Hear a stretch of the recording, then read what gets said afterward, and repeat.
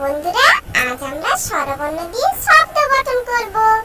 এবার একসঙ্গে বলতে আরম্ভ করি।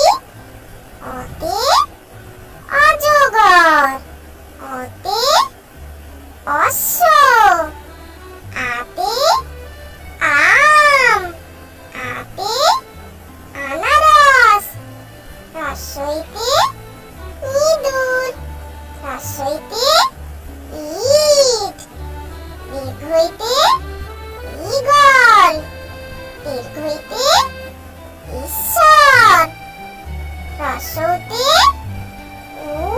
উট, হ্রস্বইতে উট পাখি, দীর্ঘতে